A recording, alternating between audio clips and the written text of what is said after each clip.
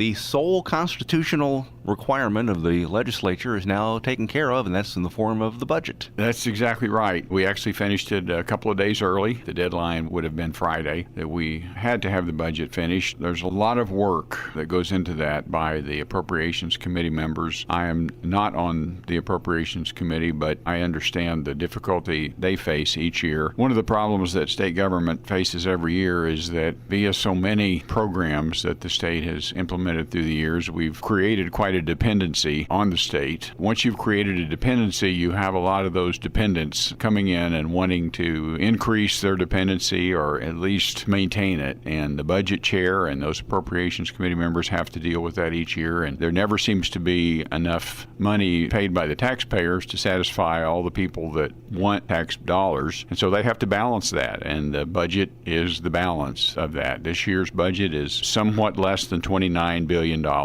It's increased once again. Funding to many departments have increased again. Medicaid funding has increased. Education funding has taken almost $100 million of increase. And as a result, with financial times still being somewhat difficult in Missouri, then some other programs have had to actually suffer some. But that's the job of the Appropriations Committee. It's not always a popular job for them. They have to balance those expectations, and this year they did it supremely well. The budget passed much more easily than it sometimes does. And I think that's a tribute to how well they've worked together and how hard they've strived to not just appropriate dollars, but explain those appropriations so that people understood why the decisions that were made were made. I have to give all credit to Senator Brown and to his committee members for being able to get that and get it done even a couple of days early. There were a couple of measures, one in the Senate, one in the House, that touch on tax reform, and we've talked about those before as well. How important are those when, again, you talk about Missouri, the state brings in usually more revenue, year B than year A? Is it time to really address all these and see where the money's going and how much money you can ask from the taxpayers? I think there is. I think it's time for that, and I think that really should be examined every year, whether or not we are taxing appropriately, both in how we tax and in how much we tax. There were a number of tax issues brought up this year. Senator Koenig's has moved further than Senator Eigel's. Both of those were tax reductions. The design of those is to, I guess you could say, to kickstart Missouri's economy, to move it forward, to accelerate it if possible. One of the concerns with some of the tax reform advocates has been that too many times we want to re-engage the economy in order to get more tax dollars. There are some of us that are concerned that we need to be careful how we spend those tax dollars and maybe re-examine some of that. Part of that, there are some tax policies that are better than others. My personal preference is a consumption tax. I have worked to try to promote the consumption tax for a number of years. I think there are a few other supporters in the Senate. I don't know the House as well as I used to, so I don't know where the support is there. I would love to see us move Missouri off the income tax completely and to a consumption tax. I think there is a path for that. It's a lot of work, and it would take a constitutional amendment to do it right, and so it would have to go to a vote of the people. But that should be looked at, and we should address both how we tax and how much we tax, and that's the job of the legislature, I think, every year. Also for you, your kindergarten through third grade reading bill is making some progress in the Senate. It is. I expect to send it to the House. We've had some discussions with the House, and I think it's going to be a priority for them and that they're going to be able to move it, even though we're very close to the end of the session, and obviously there's lots of competition for floor time and committee hearing time in both chambers, but I was pleased to see that we were able to move that. In other states where something similar to that has been implemented, they've seen significant improvements in the reading skills of students as they progress through high school. The way that bill is written, that reading will be tracked not just in K through 3, but throughout their